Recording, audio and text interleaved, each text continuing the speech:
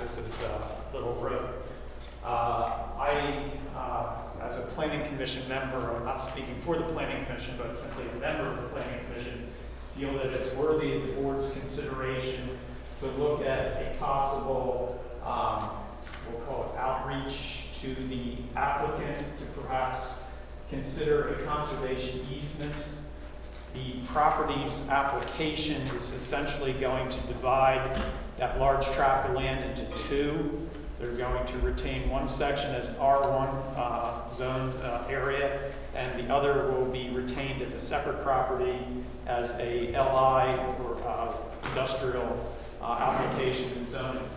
So consequently, as we're going through the process of reviewing that application, the Planning Commission will look at many factors, one of which is the waiver requests that have been made by the applicant, imposing on the township a reduction in the ordinances that apply to that property by way of waivers. Those are significant. So in return, I think that it would be prudent and wise to open the conversation with the applicant to get in return a possible conservation on the Scioto Creek corridor, which bisects the property from side to side, essentially dividing the property into two sections.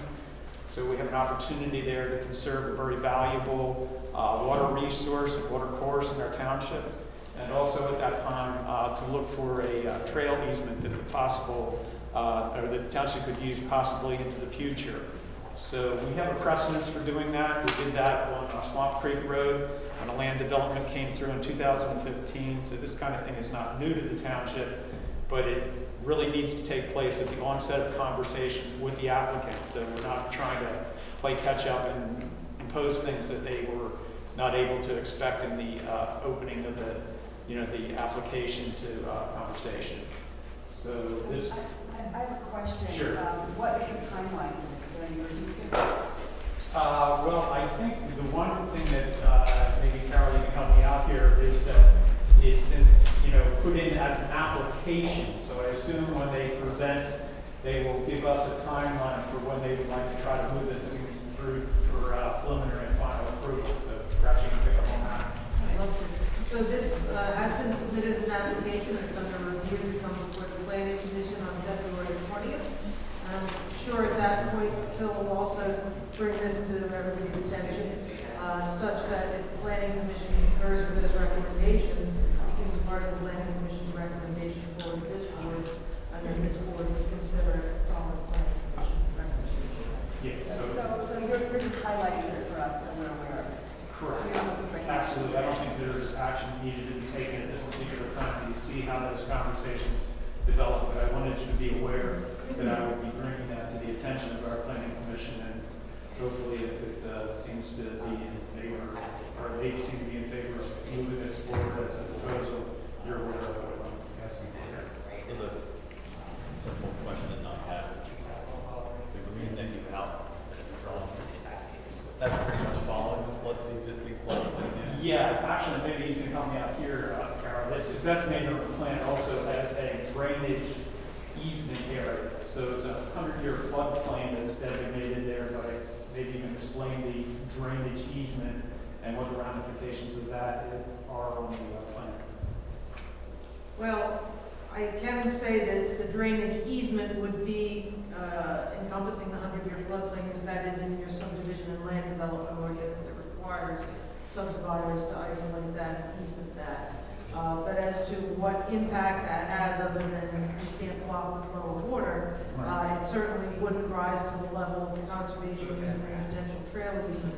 And I think that's a great idea to talk about at this point in time. So hopefully we'll be having that discussion with the planning commission. Thank you. Well, Thank you for that. okay, any other public comment? Yes,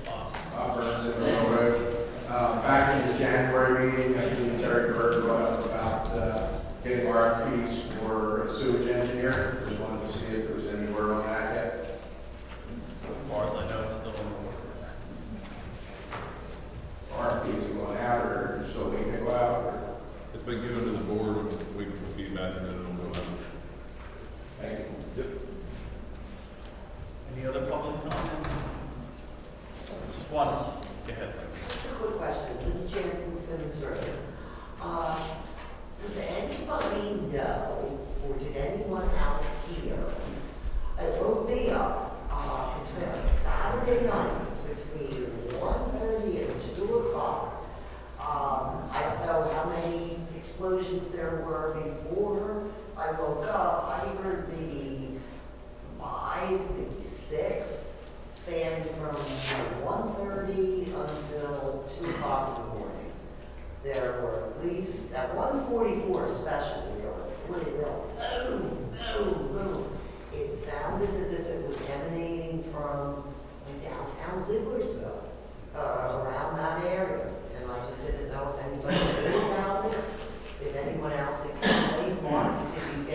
We did not.